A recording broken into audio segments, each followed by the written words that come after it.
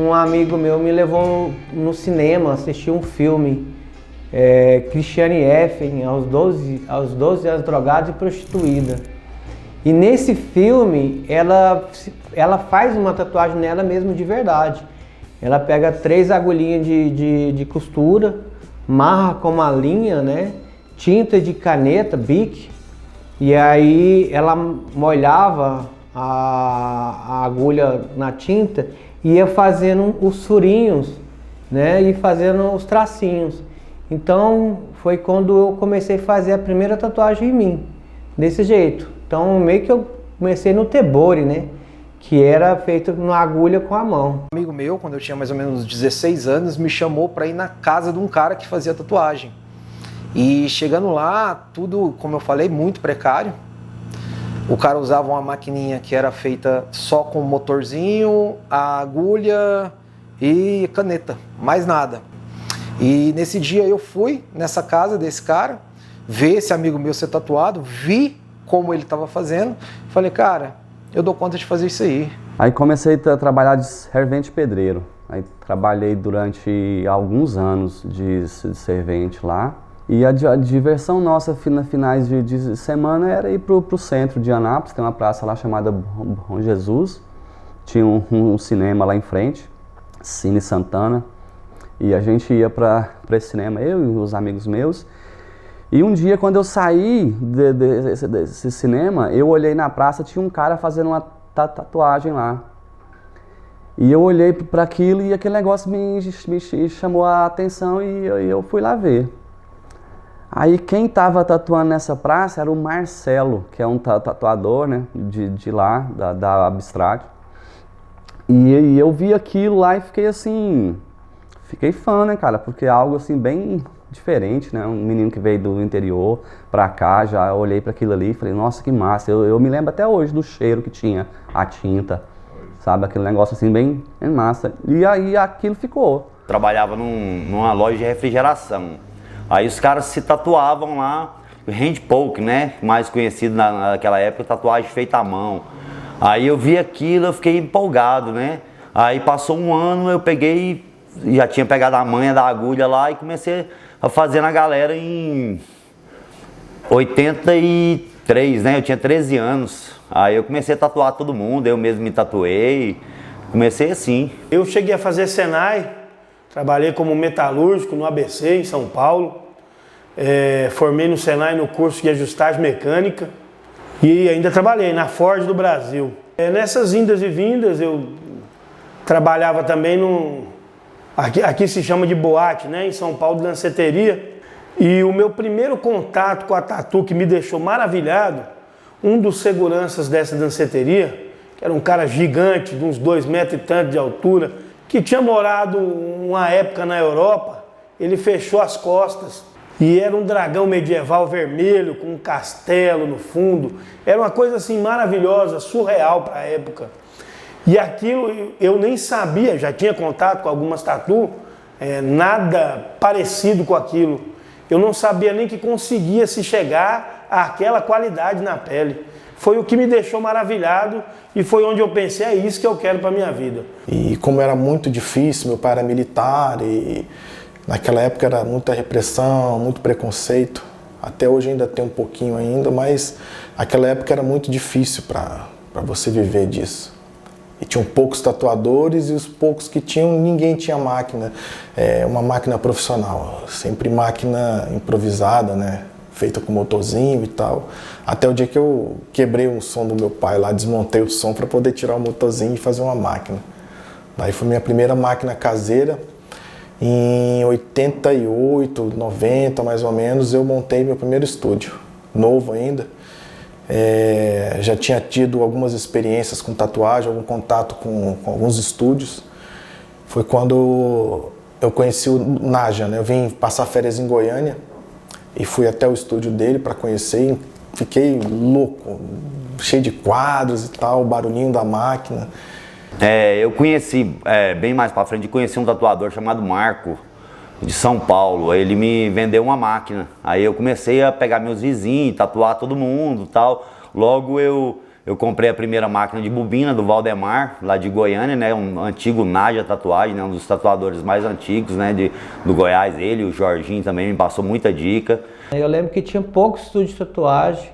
Tinha o Emerson em Campinas, o Chiquinho, o Naja e o Paulo. Eu lembro muito do Paulo lá na T9.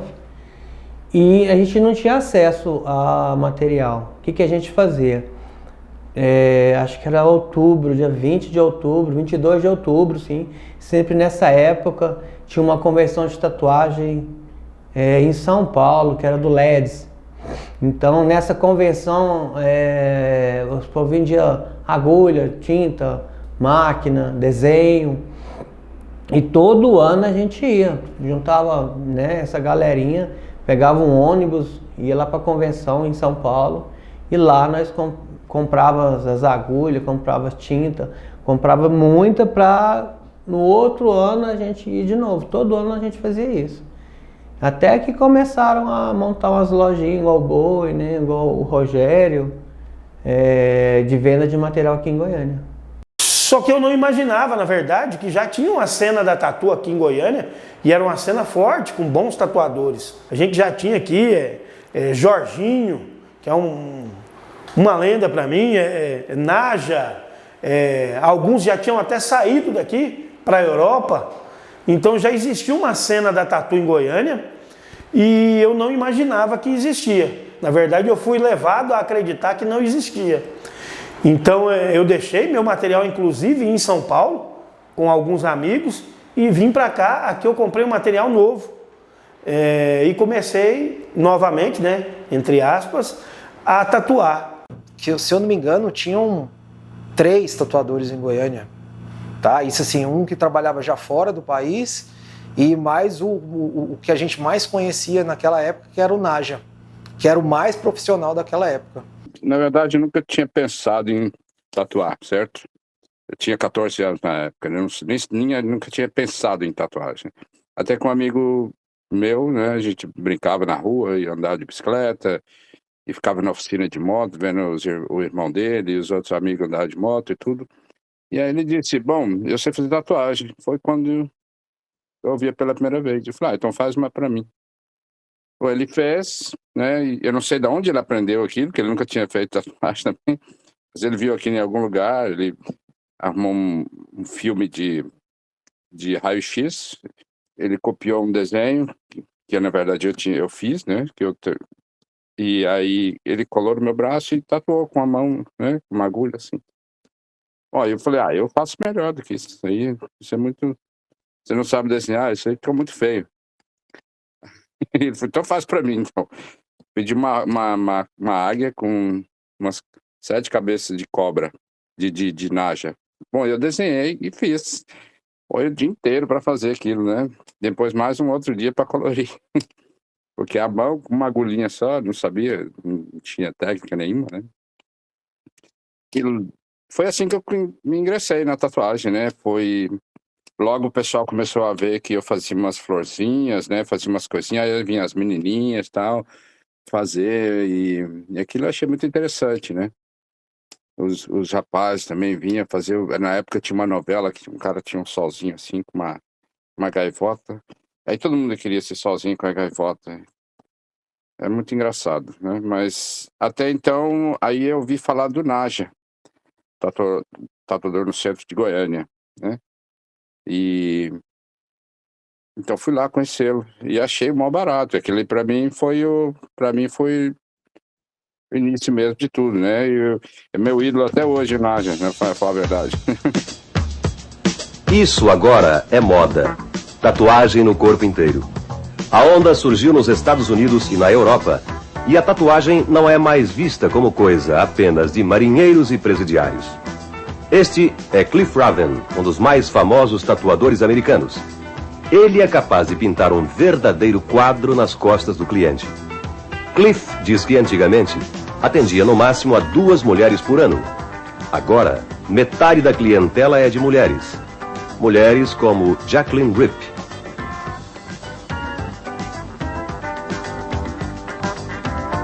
The first tattoo that he put on me was Minha primeira tatuagem, diz Jacqueline, foi feita pelo meu marido.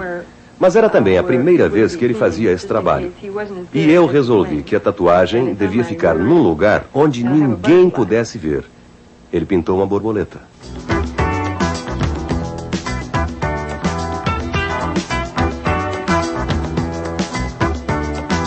Na Europa e nos Estados Unidos, o trabalho é feito com um equipamento moderno. Agulhas elétricas que vibram rapidamente e perfuram a pele. Mas e no Brasil, onde a moda da tatuagem já está chegando?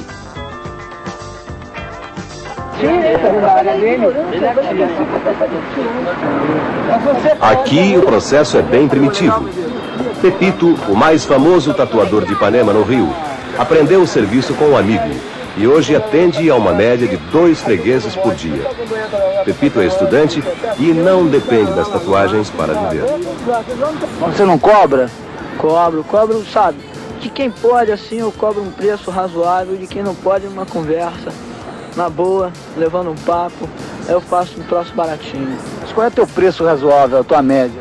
Assim, no mínimo 100 cruzeiros, um desenho bem detalhado, não muito grande, mas dá pra ter uns detalhes bons. O processo de Pepito é o mais rudimentar e o mais doloroso.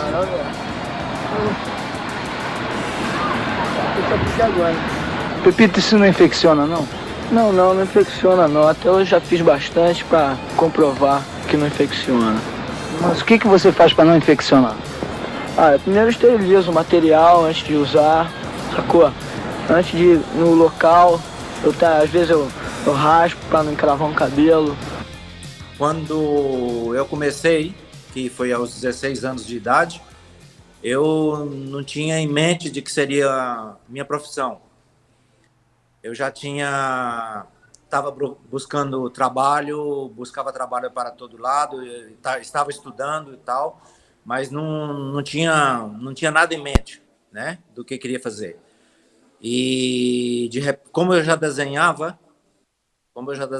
eu tive o privilégio de ver numa revista brasileira umas tatuagens do Mr. Tattoo Look. Então essa revista tinha alguns trabalhos desse tatuador, que foi o primeiro tatuador, vamos dizer que é brasileiro, sendo que ele não era brasileiro, era dinamarquês. Então, quando eu vi essa revista, eu fiquei fascinado com o trabalho de arte na pele e tal. Falei assim, não, eu quero ser tatuador. Foi quando eu envolvi de buscar como ser um tatuador na vida, né? Porque até então não tinha ninguém que fazia tatuagem em Goiânia, não tinha, que eu conhecia, né? E para me dar uma ajuda, me falar sobre o assunto, nem nada. Então foi através da revista que me incentivou a ser um tatuador. Isso foi em meados de 1976, 77. Foi quando eu vi essa revista e fiquei fascinado. Mas quando eu comecei a tatuar, a buscar meus primeiros cobaias, que foi minha família, claro, meus amigos, eu comecei a tatuar manualmente, que hoje se diz tatuagem de agulha, que não era tatuagem de agulha, é tatuagem manual, né? Que se dizia tatuagem manual, a mano. E hoje já tem outro nome também, que é hand poke, que é feito na mão aí, que hoje já é uma técnica, né? Já saiu de ser início de tatuagem para ser uma técnica de tatuagem, o hand poke. Bom, aí, então, nesse caso, nessa época eu comecei a tatuar minha irmã, meus amigos. Isso foi em 1979. E claro que eu não vivia de tatuagem. Eu tinha outro emprego e estudava. Eu estudava desenho arquitetônico no Liceu de Goiânia e na área de arte, não? Mas não era o que eu queria. Deixei isso e fui mexer com desenho artístico. e tatuando em casa. Comecei a tatuar em casa e tal. De repente, o que apareceu, eu e um amigo, que inclusive é tatuador hoje também, que é o Bruno, nós dois começamos juntos. E o nosso ponto de encontro para tatuar as pessoas era na minha casa, na Vila União, porque era mais próximo do centro da cidade, então para nós era mais fácil encontrar cliente e levar para minha casa, para a gente tatuar em casa. E isso tatuando à mão, não tinha máquina nem nada, né? Não, sabe? E nós dois buscando uma maneira de evolucionar e não encontrávamos e tal, e ia passando o tempo. Até que em 1984, 85, que nós conseguimos os primeiros materiais de tatuagem. Mas nessa época era muito rudimentar. Era máquina que nós tínhamos que fazer de rolamento, de gravadora, como é que chama? De máquina de barbear Brown. Essas eram as nossas máquinas na época. Não, você como estudante, tá, e pesquisador, você sempre tem interesse de ter alguma coisa assim, vamos dizer, te chama a atenção. Tá? E eu morava em São Paulo e ia demais a Santos. E nesse contexto eu vi várias pessoas com tatuagem. Tanto tatuagem dessas feitas na cadeia, que era com agulha, né? Enrolava 3, 4 agulhas com tinta nanquim e ia picotando, fazia o contorno. E sempre gostei muito de ler, e um dia lendo uma revista, vi uma reportagem sobre o Mr. Tattoo, que hoje o pessoal chama ele com um outro nome, mas eu conheci ele como Mr. Tattoo. Um cara da Dinamarca que tinha radicado aqui no Brasil, numa região do Porto de Santos, que não era lá muito recomendado para menores de 18 anos. E eu estive lá, conversei com ele, depois voltei e fiz a tatuagem. Entendeu? Uma tatuagem que numa música Menino do Rio, que apareceu uma tatuagem igual a minha, tinha mais ou menos de 6 a 8 anos que eu tinha feito. A minha foi que apareceu essa tatuagem, ou seja, a primeira vez que eu vi uma tatuagem igual a minha foi quando eu escutei a música e no clipe tinha um rapaz com uma tatuagem igual a minha. Então a questão de você gostar de tatuagem é uma questão muito particular, muito sua. Tanto que você vai procurar uma tatuagem que encaixe com o seu eu, com o seu modo de enxergar a vida. Menino do Rio, calor que provoca arrepio, dragão tatuado no braço, calção corpo aberto no espaço, coração de eterno flerte, adoro ver-te. Mas esses jovens não encaram as tatuagens apenas como uma moda. Eles procuram sempre dar um significado ao desenho. Ela tem um significado para mim. Ela marca uma fase, um grupo de gente que eu andei. Enfim, tem o meu próprio significado. Agora, é claro que está dentro da moda, né? E dentro da moda eu procurei fazer uma coisa diferente, que não é comum, é uma tatuagem nas costas, aqui no... Aí, né, onde está aparecendo. É uma marca de um casamento cigano. Você fez onde? Ela é francesa, veio dos gringos. É presente dos gringos, casamento que eu tive lá da pesada. Cada um tem sua razão, cada um tem sua questão para fazer uma marca, né? Tem pessoas que se marcam no coração. A gente se marca de uma forma mais bonita. Tatuagem no Brasil... Muito poucas pessoas entendem como arte, né? É aquela coisa à margem mesmo da sociedade, né? Ainda é. O nego fala, acabou o preconceito, não tem preconceito mais, todo mundo é tatuado hoje. Não, o preconceito está aí, existe, principalmente aqui no nosso país, né? pessoal me via na rua todo tatuado, né? O cara fechar o braço na cidade, me via todo tatuado, fazia o sinal da cruz, era muito estranho.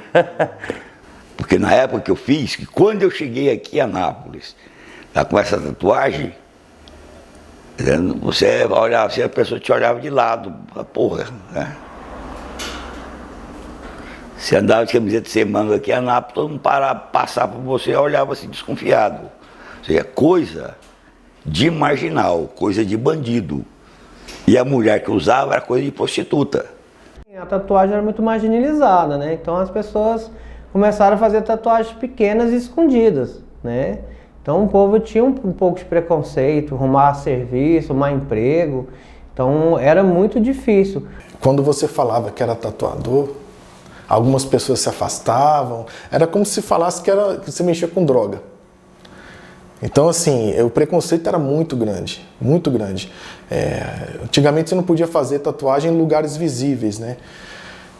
E quando você aparecia com a tatuagem, eu trabalhei em cartório há alguns anos e tinha tatuagem no antebraço. Então, tinham pessoas que achavam legal, tinham pessoas que olhavam assim, ficavam meio assim, às vezes até mudava de atendente. Então, assim, o preconceito sempre existiu, né? E sempre vai existir, não adianta. Até hoje, eu acho que ainda existe uma camada social que ainda não vê com bons olhos a tatu, entendeu? Mas por mera inocência e por ligar isso a algum tipo de marginalismo, entendeu? Que é uma grande bobagem, né? Porque todos nós sabemos que caráter não se mede por uma tatu, por ter uma tatu ou não ter uma tatu. Eu acho que preconceito é aquilo que você permite que seja jogado em você. É aquilo que você permite que chegue até você.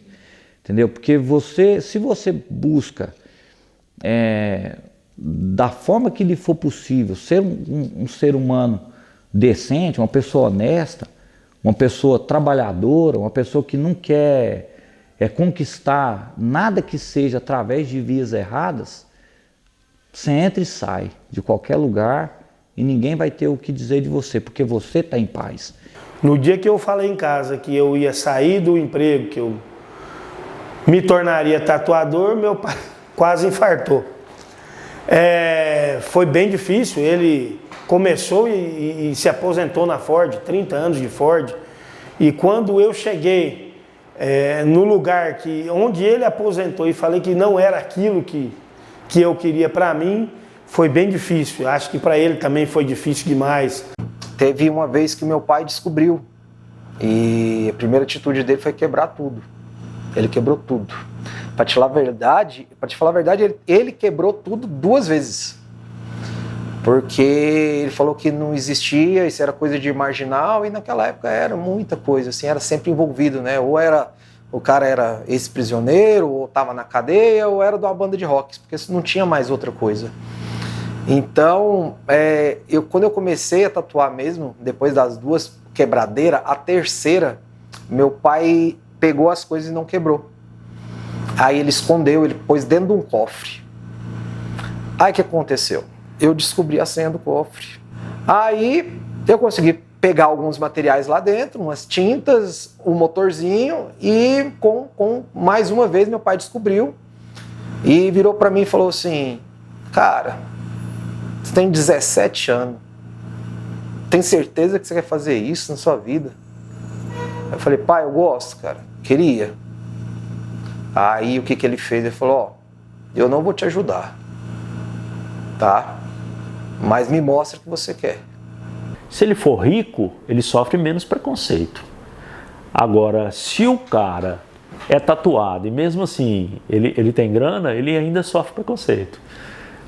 Ele sofre preconceito do mesmo jeito do que não tem grana. Se é que você me entende. Entendeu? Ele vai sofrer preconceito de qualquer jeito. A tatuagem ainda é um tabu. Porque na década de 90, o que veio muito depois de tudo que a tatuagem brasileira começou, a tatuagem no estado de Goiás, mas mesmo na década de 90 era uma cultura muito mal aceita, entendeu? As pessoas ainda tinham uma visão muito sobrecarregada aquela vida alternativa, sabe? Aquele lance de ter uma tatu, ser descoladão e tal. Isso foi na década de 90, isso era quase um crime na minha cidade, poder igreja.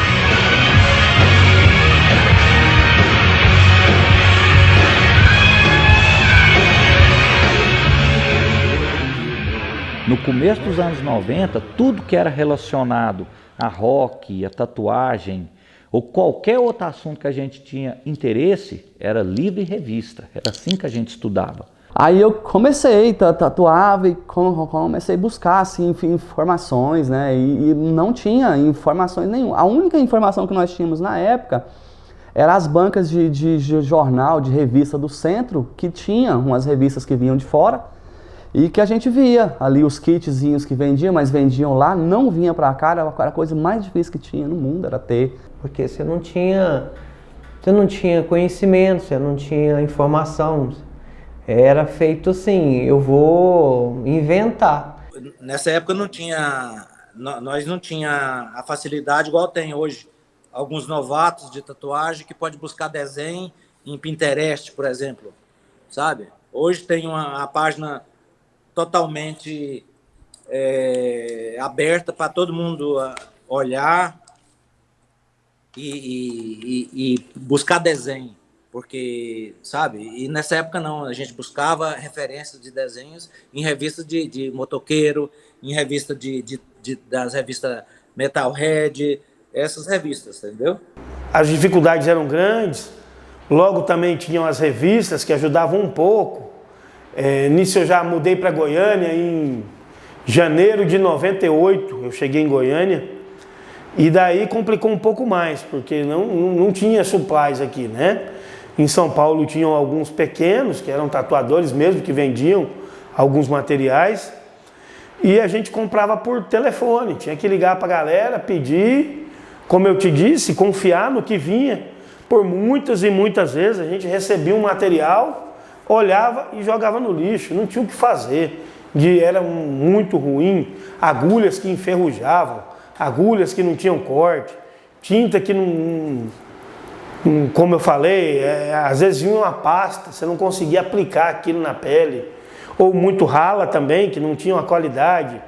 É complicado, não foi fácil, mas é o que fez a gente dar tanto valor a essa arte e amar tanto.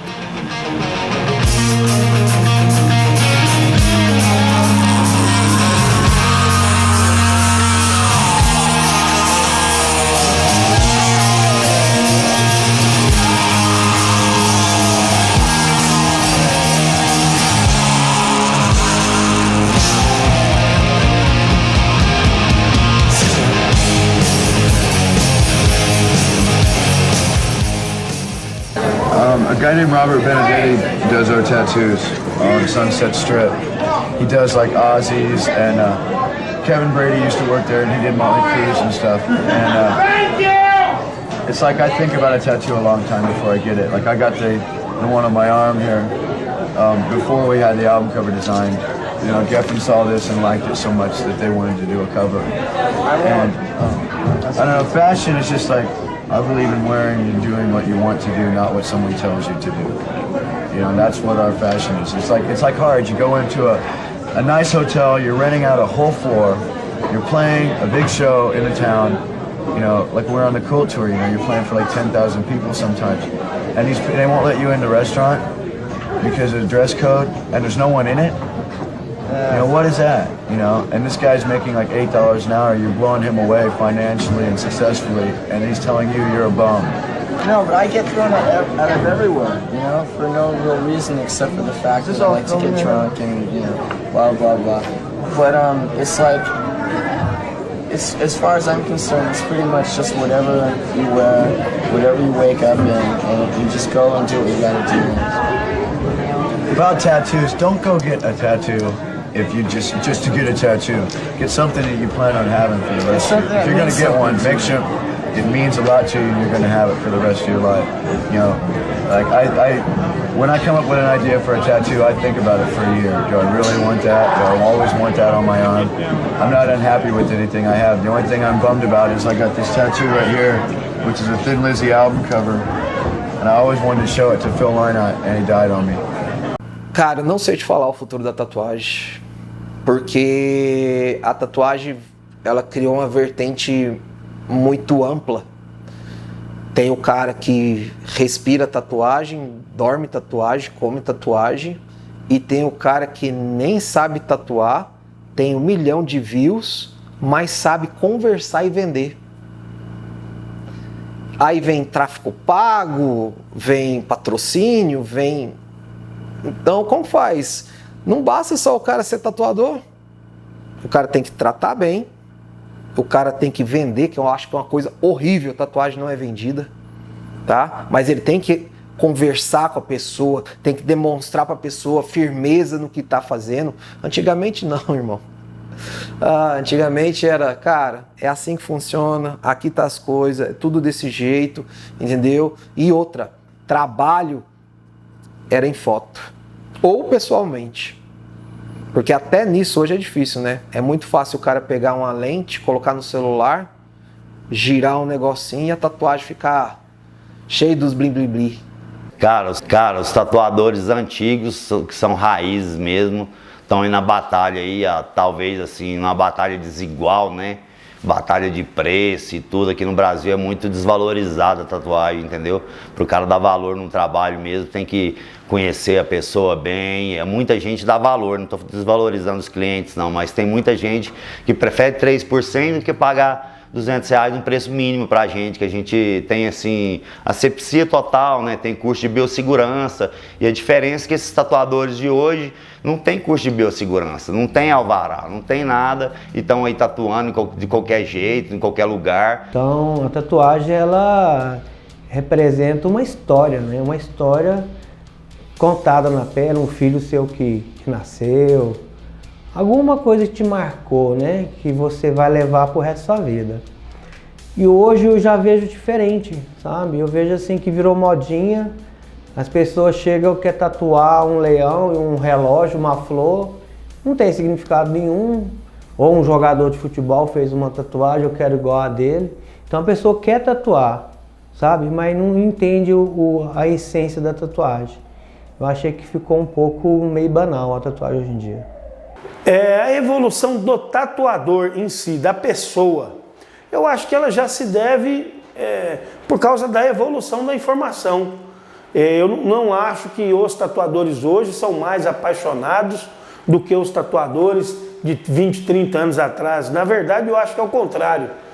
Há 30 anos atrás, o tatuador era apaixonado pela arte. Ele fazia, não por grana, porque na verdade nem dava grana na época. Hoje um ou outro ganha grana, também não são todos, mas na época não se ganhava grana, então a pessoa ia pela paixão mesmo. Quem era tatuador há 30 anos atrás era apaixonado por tatu. Nos últimos 20 anos, o pessoal que começou a fazer a tatuagem, há 20 anos atrás, vamos colocar assim, né? Há 20 anos atrás, quem entrou para o mundo da tatuagem eram estudantes de universidades de artes. Por quê? Por causa de crise, novamente, por causa de uma crise, eles não estavam conseguindo emprego, e como eles estavam estudando arte, viraram tatuadores. E aí você vê tatuadores assim, fazendo umas tatuagens muito lindas, né? Mesmo Robert Hernandez, por exemplo. Ele estudava artes, Paul Booth, e por aí vai, esse pessoal. Então, sabe, mudou totalmente assim o rumo da arte, né, da tatuagem, assim, sabe? Máquina de tatuagem, existem centenas boas, centenas, se não falar milhares. Você não precisa ficar trocando de máquina, porque às vezes o problema é entre a máquina e a cadeira. Então, assim, procura uma máquina só e dedica com ela, estuda para você usar aquela máquina ali. Esse negócio de ficar pulando de máquina em máquina, eu usei essa aqui, rapaz, mas o LED Coat está usando a tal, eu vou lá comprar a máquina que o LED Coat está usando e tenho certeza que o meu trabalho vai ficar top. Aí o cara vai lá, coitado, trabalha, compra uma máquina de 10 mil reais, aí vai tatuar e fala, desgrama, não é a máquina. O que foi, será? Eu já sei, a agulha. É a agulha que o LED Coat tá usando. Eu tô usando as agulhas aqui do Brasil, o LED Coat tá usando as quadro. Eu vou comprar quadro, vai lá e compra quadro. Começa a usar e vê que não é. E num determinado ponto, cara, da minha carreira, eu percebi que é uma realidade que muitos artistas passam hoje, que é uma linha muito cuidadosa que deve ser analisada, é você não se tornar refém da sua própria profissão. Entendeu? Você aprender a falar não para determinado tipo de coisa. É você saber coordenar tudo que está à sua volta para que você não se torne refém daquilo que você mesmo se propôs a fazer. Tá mais ou menos igual as programação de internet, sabe? As propagandas e tudo, parece que evolui tão rápido que não dá tempo. Dentro de um mês, por exemplo, você tá com material de primeira qualidade agora, trabalhando com material, com máquinas de primeira geração e tudo, e de repente, na próxima semana já tem outra coisa que parece que, sabe, que não dá para entender a evolução tão rápida, sabe? Com tantas empresas ricas trabalhando para nós e nós trabalhando para eles, na verdade, nós estamos trabalhando para eles, porque eles estão tão milionários na nossa costa, nossas costas que tá demais. Então não dá tempo para nada, sabe? Isso eu não sei o que te dizer realmente, onde é que nós vamos parar, porque a evolução está muito grande. Você vê, quando eu comecei, eu mesmo fazia minhas agulhas, misturava minhas tintas, fazia tudo isso, e nunca pensava da evolução tão grande de hoje ter todo o material de tatuagem, tudo na mão para você, vendendo por internet ainda, sabe? As agulhas tudo prontas, da grossura que você quiser, sem necessidade de você estar correndo para poder... não tem tempo para soldar agulha, que não sei o que era na época desse jeito. Tinha uma tatuagem para fazer e não tinha agulha pronta. Você tinha que preparar a agulha primeiro. Tinha que estudar para depois fazer a tatuagem. Hoje não. Você vai numa loja aqui na esquina e já compra as agulhas, compra a tinta que você quer na hora e já programa para fazer a tatuagem. É incrível. E isso, a evolução é tão grande que eu realmente não sei onde é que nós vamos parar. É difícil falar sobre isso, né? Sobre o futuro da tatuagem. É muito difícil falar, porque como a medicina está muito evoluída, né? Hoje você já tem formas de remoção. É difícil falar sobre isso, mas o que eu consigo enxergar é que os verdadeiros artistas ficarão no mercado, né? Os verdadeiros mesmo. Aqueles que amam a tatuagem, que vivem não só da tatuagem, mas vivem para a tatuagem, para a arte de tatuar, né? Aqueles artistas que têm compromisso com o que estão fazendo. Esses eu tenho certeza que vão continuar no mercado. Mas a grande maioria vai abandonar, porque o que acontece? As pessoas vão reconhecendo. A educação vai fazendo as pessoas reconhecerem o que realmente é a tatuagem. Então, eu acho que a tatuagem é eterna, cara. Eu acho que daqui 30 anos as pessoas vão estar, como se tatuavam há 30 anos atrás, vão continuar se tatuando há 30 anos para frente. Não só 10, mas 30, 40, 50. Eu acho que a tatuagem é eterna. Não tem como as pessoas deixarem de se tatuar. É uma forma de se expressar. Mas eu enxergo daqui uns 10, 20 anos, vai ter uma impressora, entendeu? Que a pessoa vai pôr o braço e vai sair tatuada, porque, como eu disse, a evolução está muito rápida, está muito... De pouco tempo para cá, a tatuagem se transformou, mudou drasticamente.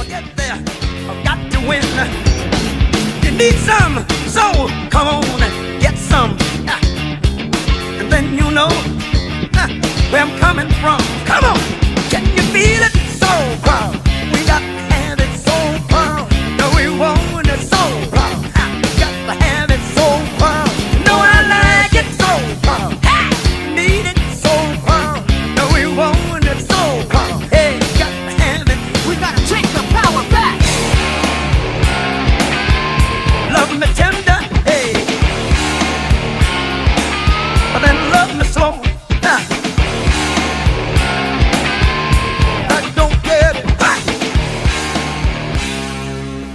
tanto para os tatuadores que estão chegando na atualidade, o meu recado ele é curto e grosso.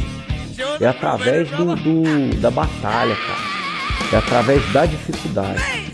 Porque todo e qualquer artista é prova disso. Qualquer artista que eu conheço, qualquer pessoa que tem um envolvimento de alma nisso, um envolvimento de sangue, um envolvimento de vida. Não é ser mais ou menos tatuador. Não existe isso, cara. Para todo tatuador que quiser alcançar o verdadeiro reconhecimento, o verdadeiro sucesso, vamos dizer assim, saiba que o seu maior desafio é enfrentar você mesmo, a sua língua, o seu pensamento, a sua ação. Você falar para o cliente que vai ser feita uma coisa e você fazer outra. Tem que ter equilíbrio na ação e na teoria. É duas coisas que tem que caminhar junto. Esqueçam fama, cara. Esqueçam dinheiro, deixa o ego de lado, deixa a vaidade de lado e vai pela simples arte. Ser um tatuador, para mim, é um cara que está no lugar de ser responsável por realizar um sonho de uma pessoa, cara. A pessoa, às vezes, ela tem uma vontade desde de criança de fazer algo no corpo dela. Ela sonha aquilo ali, ela tem vontade de fazer. Aí nem sempre todo mundo tem condições de chegar e pagar 3, 4 mil reais. O cara junta uma grana. Eu já fiz em alguns que junta a grana, vem cá e paga e faz. Então, assim, eu acho que nós temos que dedicar esse tempo nosso pra gente poder oferecer o melhor das nossas condições para esse cliente nosso, sabe? A gente tem que dar o melhor nosso todos os dias para a gente poder fazer um trabalho bem feito e que essa pessoa, toda vez que ela olhar para aquele trabalho, ela saber e sentir que o cara fez com amor, sabe? Que ele estudou para aquilo ali, que ele teve um tempo dele, que ele dedicou um tempo dele, né? A tatuagem, ela me proporcionou, irmão, coisas assim boas, sabe, cara? Experiências, amizades. Ela me proporcionou conhecer pessoas incríveis. E ela me proporcionou morar no lugar que eu moro hoje, ter as coisas que eu tenho. Então, assim, eu tenho que ser grato a ela. Cara, a tatuagem pra mim virou minha vida, sabe? É difícil eu falar, eu passo mais tempo, entre aspas, aqui no estúdio, conversando com pessoas, conhecendo pessoas, que isso é muito interessante. A gente conhece uma infinidade. As pessoas, quando estão sentindo dor, elas gostam de conversar, que é uma beleza.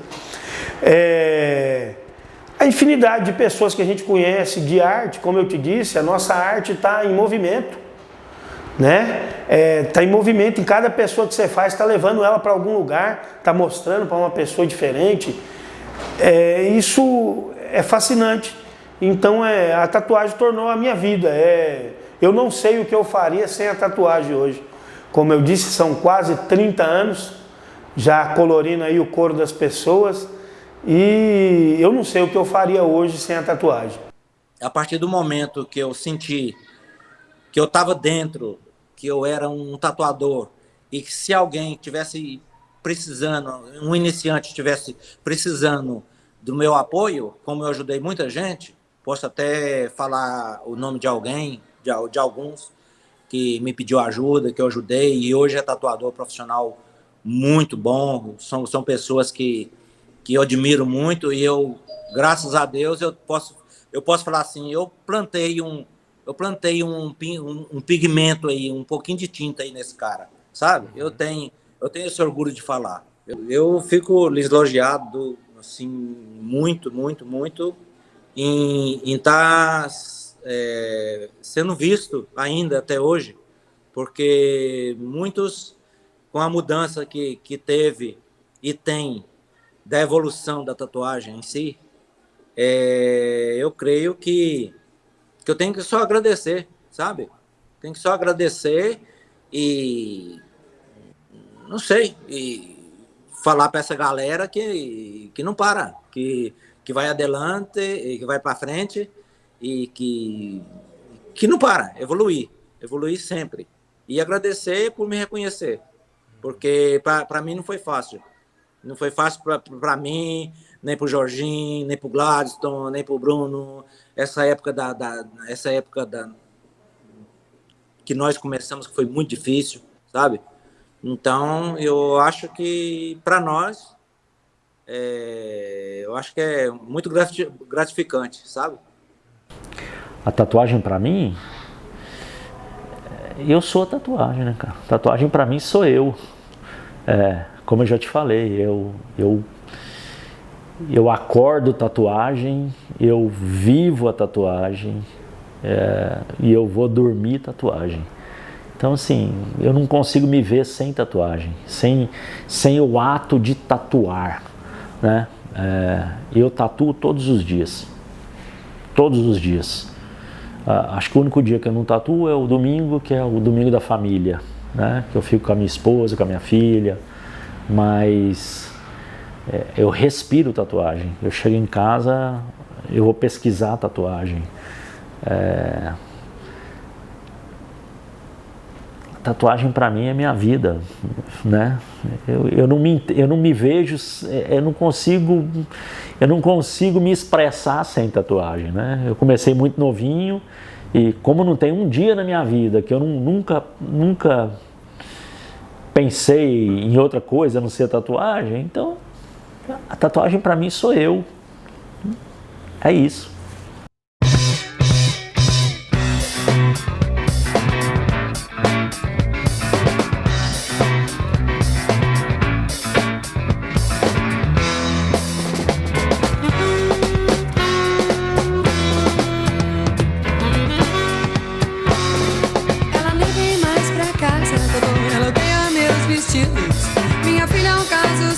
Doutor, ela agora está vivendo com esse tal de rock and roll, rock and roll, rock and... Ela não fala comigo, doutor, quando ele está por perto. É um menino tão sabido, doutor, ele quer modificar o mundo.